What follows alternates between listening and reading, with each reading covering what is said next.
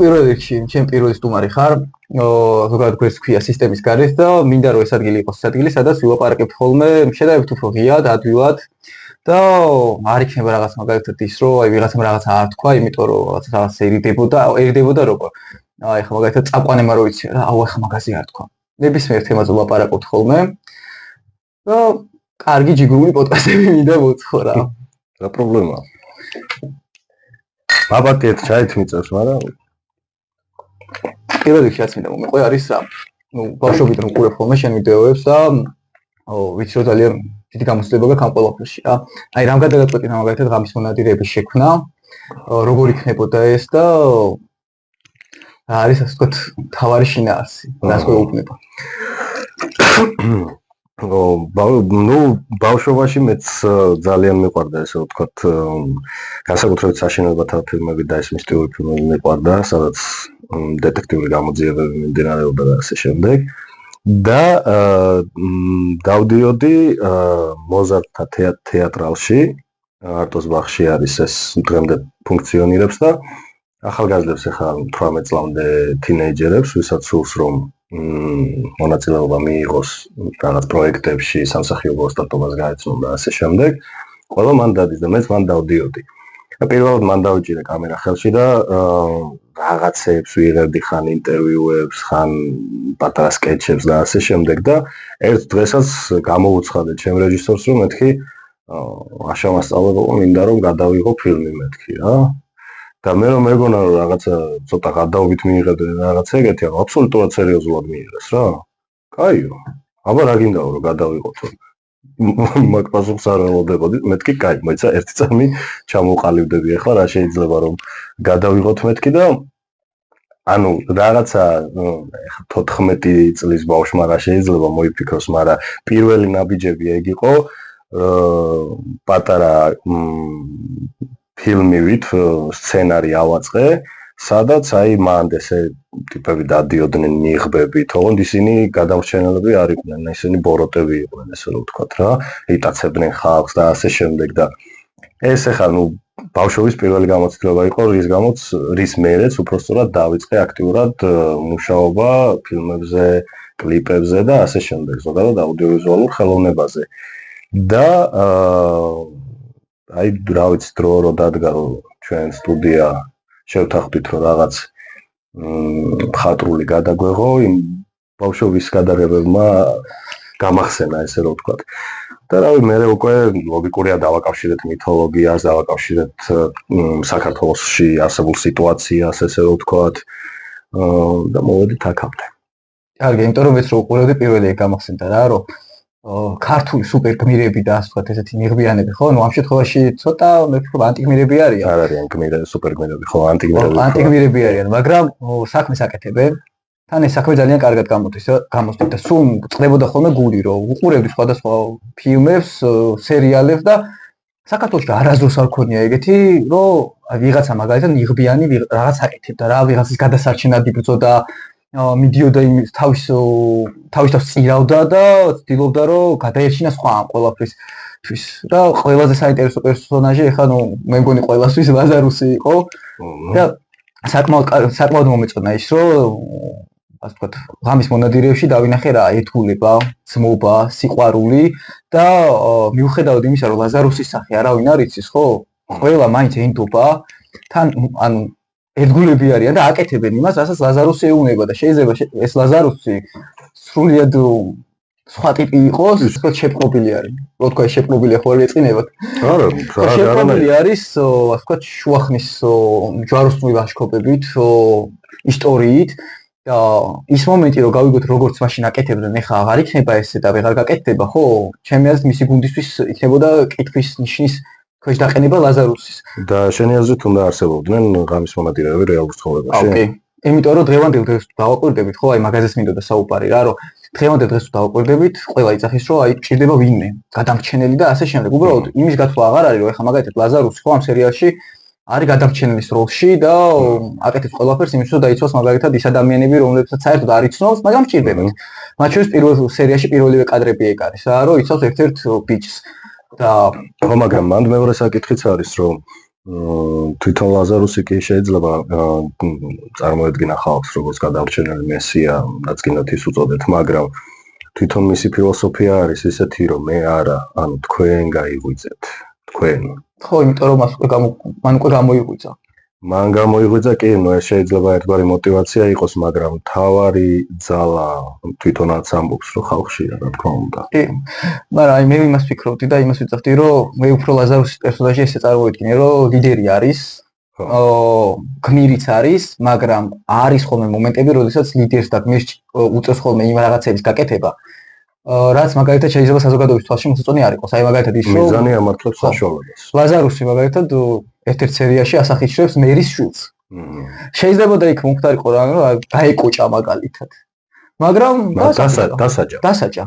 და ამ შემთხვევაში არის როგორი მომენტი, ანუ მე ვფიქრე, რომ ცოტა ჩვენი ასაკის ხალხი, რომელიც ამ ყველაფერს უყურებს და დღესაც დღევანდელობითაც ცხოვრობს, იფიქრებდა ცოტა რას, რომ გვინდა კი ესეთი ადამიანი, რომელიც ყველაფერს გააკეთებს, ბოლომდე წაგვიყვანს წინ, მაგრამ მოუწევს ესეთი რაღაცების გაკეთება თვითონ. რაც შეიძლება ჩვენ არ მოგვეწონოს და შემდგომში მე ქვავესროლოთ. ძალიან საინტერესო მოსაზრება არის ეგ, იმიტომ რომ ჯერ მაინც ესე ბოლომდე ხო არ იცის მაყურებელმა რა, რანაირი ტიპაჟია, გინდა ლაზარუსი, გინდა დანარჩენი მონადირეები კი, გარკვეულწილად მათი წარსული ვიცით, რას ემსახურებიან, რა დგას ამ ყველაფრის უკან და ასე შემდეგ, მაგრამ ჯერ ერთი გაგრძელება გვინდა. აუცილებლად მელოდები სპონსორს. ხო, მეორე სეზონის გაგრძელება გვინდა აუცილებლად და უფრო სიღრმისეულად გვინდა ჩავიდეთ ამ პერსონაჟების თუნდაც წარსულში, თუნდაც შინაგან სამყაროში და ასე შემდეგ. მე თავიდანვე როცა პირველი სეზონი დავდე და ტრეილერი და ასე შემდეგ, თავიდანვე დავწერე, რომ მეთქი არ არიან ესენი გმირები, ესენი არიან ადამიანები, რომლებმაც რთული ცხოვრება გამოიარეს, რომლებმაც მე ნახეს უსამართლობა და რომლებიც ადგნენ და თავიანთი წესებით, თავიანთი მეთოდებით დაამყარეს სამართლიანობა, ესე ვთქვათ რა. თუმცა, აი მე მაგალითად არ ვისურვებდი, რომ ყოფილიყვნენ ღამის მონადირეები რეალურ სამყაროში. იმიტომ რომ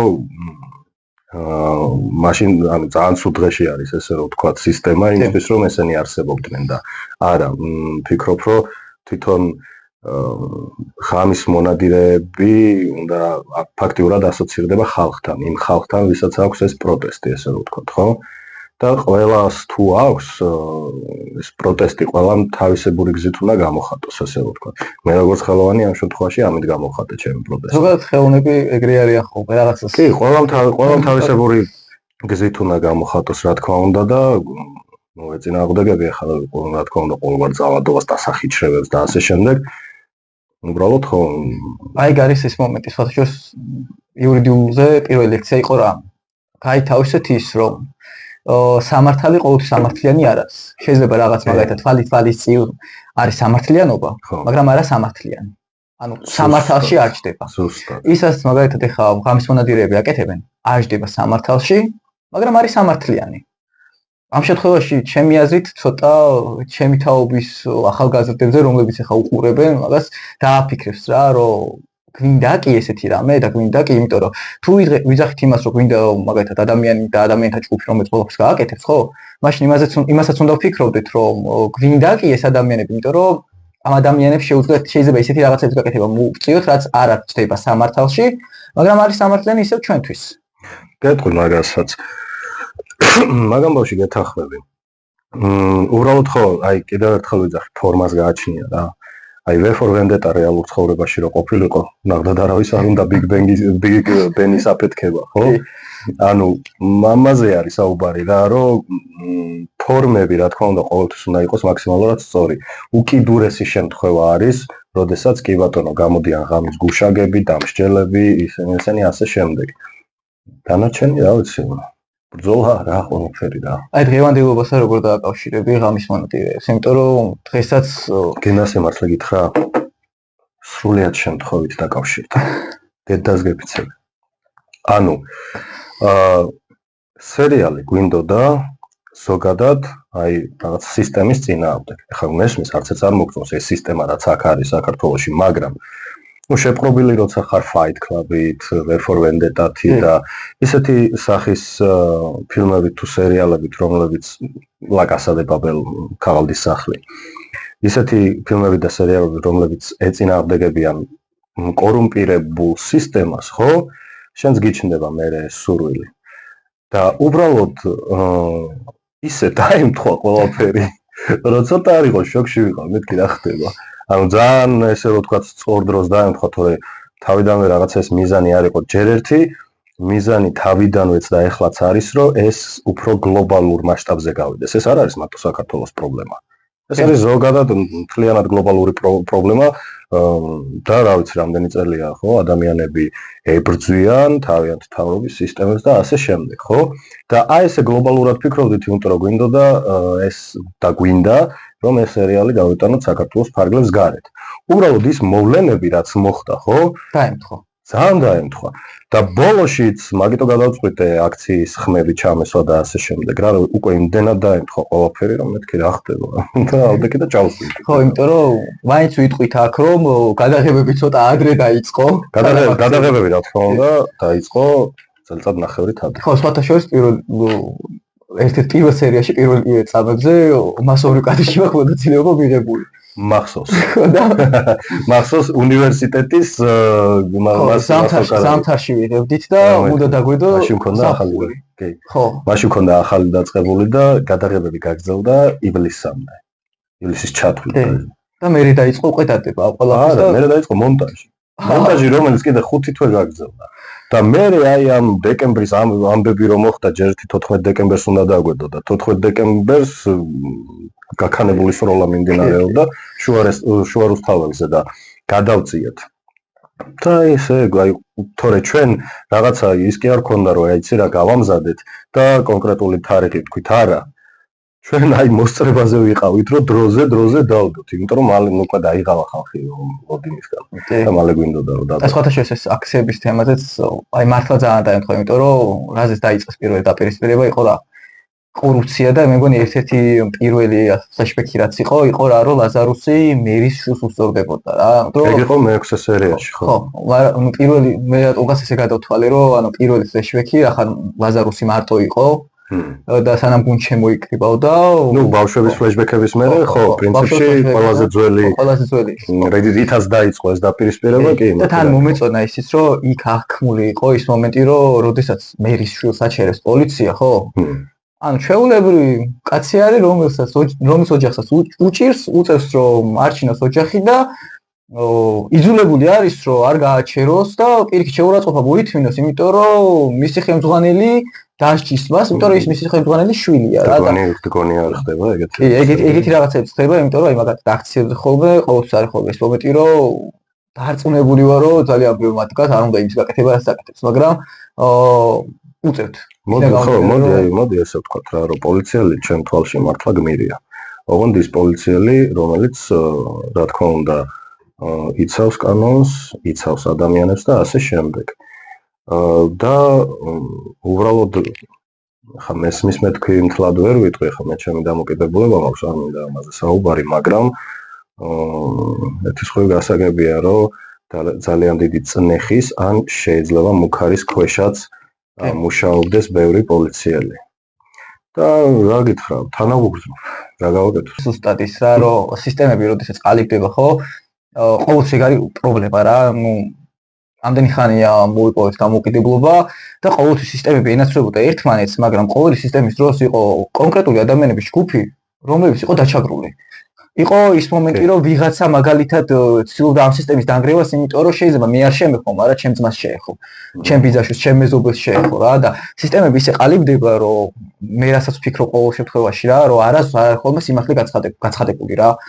ვინ როგორ ჩამოაყალიბა მაგალითად სისტემა, ხო? იმიტომ რომ სისტემის ცვლილების დროს ყველაფერი პირველი 2 წელი ყველაფერი არის ხოლმე იდეალური. ძალიან კარგი და სანამ ეს სისტემა ჩამოყალიბდება, ამ სისტემის ჩამოყალიბებელი ყოველთვის არის ხოლმე გმირი. ყოველს თვალში. და მე ამ ხედავთ ხოლმე რომ ეს გმირი იმდენი ხანი რჩება ამ სისტემაში, უკვე მონსტრი ხდება. და გვიწევს ხოლმე მე ბრძოლა. ყველაზე მეტად მსგავსი შინაარსის ფილმები თუ სერიალები მიყვარს. ჩემი საყვარელი სერიალი მაგალითად არის ძიმე დანაშაული. აი რო დაიწყო კაცმა ერთმა ჩვეულებრივმა ბუნჩულა ქიმიის მასწავლებელმა რაღაცა იმით უბრალოდ ფული შეეგროვებინა რომ კიბოს წინააღმდეგ ებრძოლა და უცელა აქაიჩი და რაღაცა დიდი ნარკობარონი იმპერია აქვს ყველაფერი და რატომ ყველაზე კარგად აჩვენებს ადამიანურ ბუნებას ეგ არა აქვს მნიშვნელობა გაჭირვება და პრობლემები არა ამბიცია და გაუმაწყრობა არა აქვს მნიშვნელობა ესა თუ ის ადამიანი სისტემაშია უბრალოდ ქუჩაშია ბიზნესშია ყველგან ყავს მსგავსი ადამიანები ნანახი ხო კაი გასაგებია შეიძლება ჩვენ სისტემაში არსებობდეს ესეთი ადამიანები სერიალშიც, ცხადშიც, მაგრამ სისტემის გარეთაც ბევრი ყავს ეგეთი. კი, იმიტომ რომ შემსაყვარელი ფრაზაა ხოლმე რა, რომ საქართველოს უბედურება არის ის, რომ გვერდზე მეტი მოღალატე ყავს. და ამ სისტემას ვინც აყალიბებს, ხო, ხშირ შემთხვევაში ერევათ ხოლმე რაღაცეები და იმას აღარ ფიქრობენ, რომ აი ხა მაგალითად პოლიტიკურად შევხედოთ ჩემი მხრიდან, მე ვფიქრობ იმას, რომ ადამიანი, რომელიც ამ ნაბიჯს დგავს, უნდა იყოს მომზადებული იმისთვის, რომ ის არის ადამიანების სახური. ყველაზე დაბალი ღობე ხო და ყველაზე დიდი სამიზნე იმისთვის რომ ტალახი ესწრო და ეს ამისთვის დად უნდა იყოს ისე ძალიან ჭკვიანია სისტემა როდესაც ეგეთ ადამიანებს შემოიკრიბებს იმიტომ რომ ისინი ეგეთ ადამიანებს ფულს გადაუხდი და ყველაფერზე არიან წამსვლელები აი ეგ მოღალატეები და მედროვეები არიან ყველაზე საშიშებში გულისხმობ რას რომ ეხლა მithumetes თუ ქვეყანაში დიდი რაოდენობით ყავს ეგეთი ადამიანები ვერაფერს ვერ შეცვლიან იმიტომ რომ იმათაც ეთქმით თავიანთი სიტყვა იმათაც აქვს თავიანთი ესე რომ თქვა ძალა. დღეს ქუჩაში რო გახვიდე და იკითხო საქართველოს გზა საით არისო, ძალიან ბევრი გეტყვის სამწუხაროდ რომ რუსეთისკენ. კი, ეგეც ხდება. იმიტომ რომ რასაც ხედავთ მე ხა ეკო ცალკე პოლიტიკური აბავი არის და დღევანდელ პოდკასტთან არ არის საერთოდ. რო დაუბრუნდეთ ესე რომ თქვა სერიალის საკითხს, ხო? შევაჯამოთ ესე რომ თქვა სერიალი გაკეთდა იმისთვის რომ ზოგადად ადამიანები გამოაღვიძოს. ოღონდ ბიტები და კასტეტები კი არ დაიჭირონ ხელში გამოვიდნენ და ვიღაცებიც ემონ და ასე შემდეგ. ზოგადად გამოაღვიძოს, დააფიქროს რა ღირებულებები აქვთ. მათ გარშემო ადამიანებზე დააფიქროს, რომ მარტო შენი ეგოთი არ უნდა ფიქრობდე და ასე შემდეგ და ამ ადამიანებმა რაღაც ერთობლივად უკეთესი მომავალი შექმნა. ასე დაიწყეს მონადირეებმა. უბრალოდ მონადირეებს ახლა ცოტა სხვანაირი მეთოდებით ვაჩვენეთ, ბრუტალურად, იმიტომ რომ ერთის მხრივ ფიქციაა და უფრო საინტერესო იქნებოდა ესე, მაგრამ ხო მესიჯი ეგ არის რა, რომ გაიღვიძეთ ხალხო. გაიღვიძეთ, რომ ანუ არ შეიძლება შენ შეეგუო არ შეიძლება შეეგუო სიღარიბეს, არ შეიძლება შეეგუო ცუდ სისტემას, არ შეიძლება შეეგუო ჩაგვრას და ასე შემდეგ. დასაცოდავია ადამიანი იტირეს და შეეჩვიმნენო, ხო? ფრაზა არის სერიალიდან. ანუ ზუსტად ეგრეა რა. ყველა უნდა გაერთიანდეს და უკეთესი მომავლისთვის ყველამ უნდა იბრძოლოს. ახლა მეთოდებს რაც შეეხება, ხო? ხა მე არავინ ვარ რომ მოუწოდო იცი რა ესეთი მეთოდით ქემი მეთქი ხალხ თვითონ გადაწყვიტონ გააჩნია უკავშირი როგორი მოვა ხდები ხო ამიტომ სერიალის მაგას ემსახურება და ეს არ არის მარტო საქართველოზე ეს არის გლობალურად იმიტომ რომ მარტო საქართველოს არ აქვს სისტემის პრობლემა მე ვფიქრობ რომ ზოგადად ესეთი სერიალები და ესეთი წამოწყებები ახალ თაობაში ჩანერგავს იმას რომ იცით რა აი ხო ბიტები არ არის საჭირო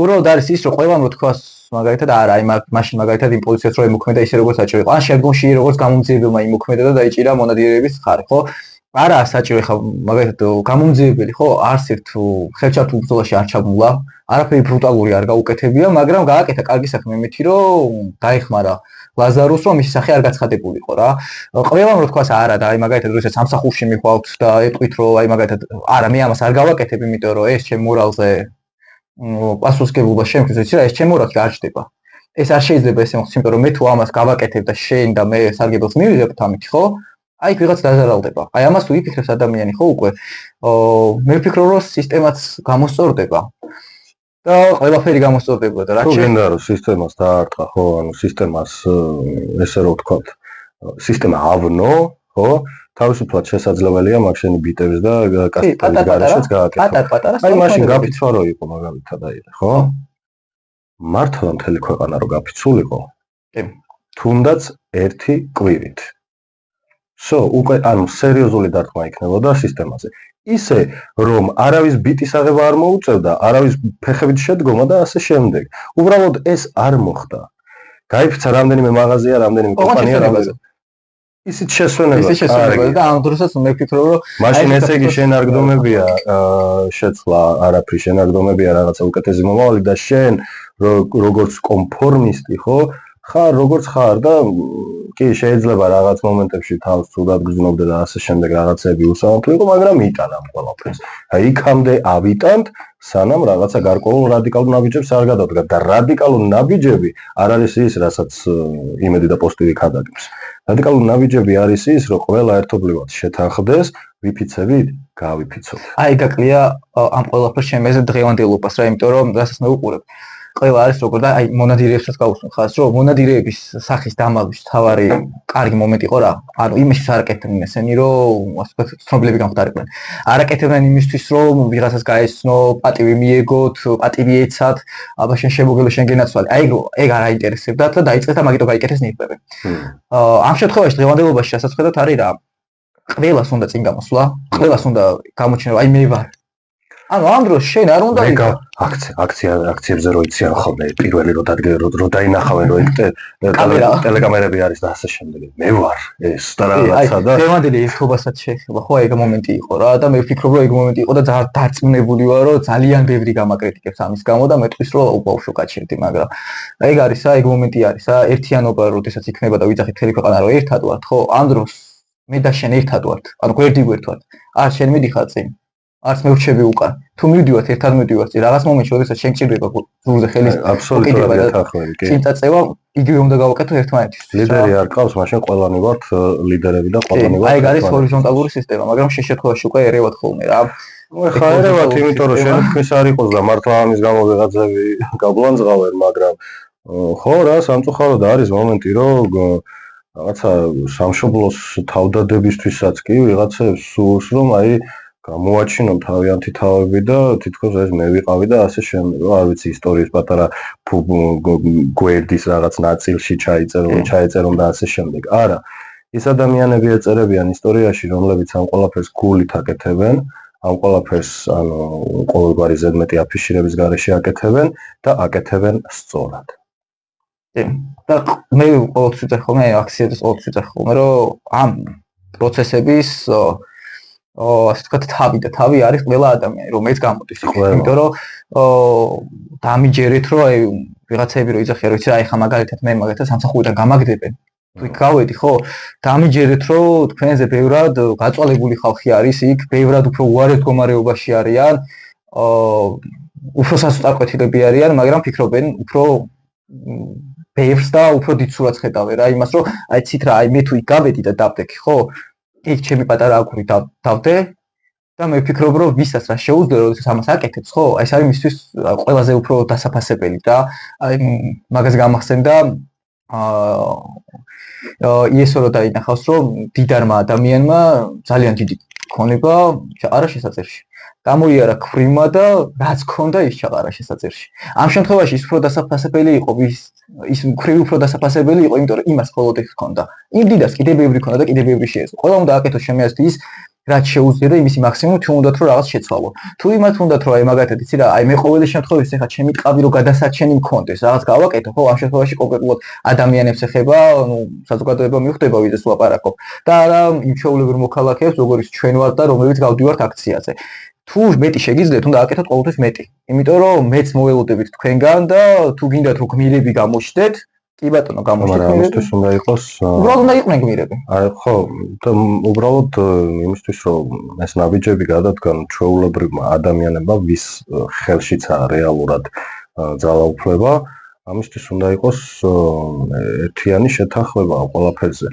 ისე არა რომ იცი რა ნაწილი გავიდა აქციაზე, ნაწილი დაჯდა სახლში. აი ხა მე შენ გვერდზე არ დავჯდები, იმიტომ რომ გინდა ეგ იყოს, გინდა ის რასაც პროპაგანდა ქადაგებს, ესე ვთქვა და ასე შემდეგ.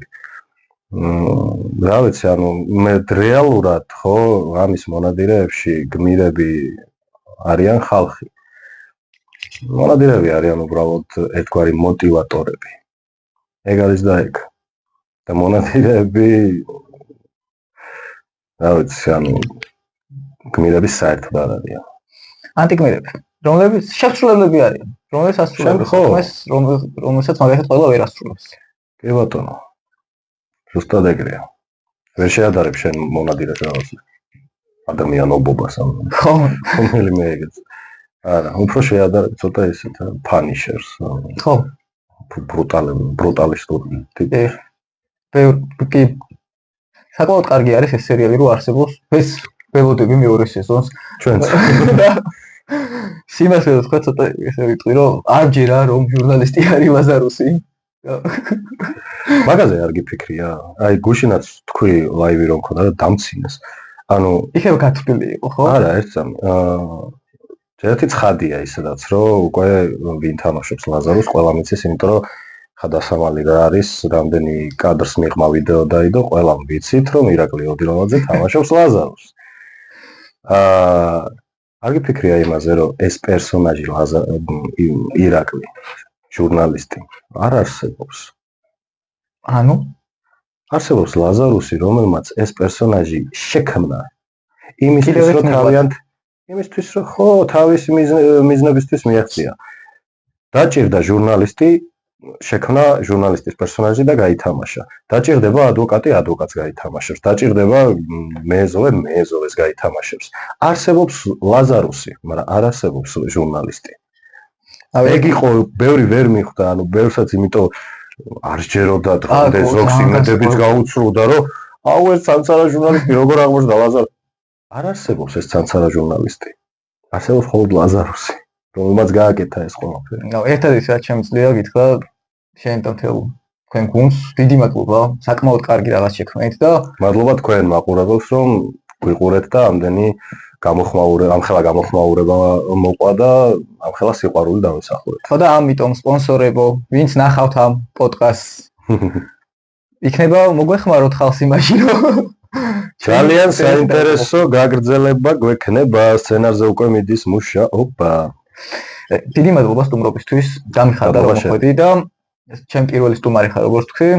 დარწმუნებული ვარ, რომ კარგი სტუმრობა გქონდა და შედეგი უკეთესი გაგრძელდება. მადლობა. მადლობა.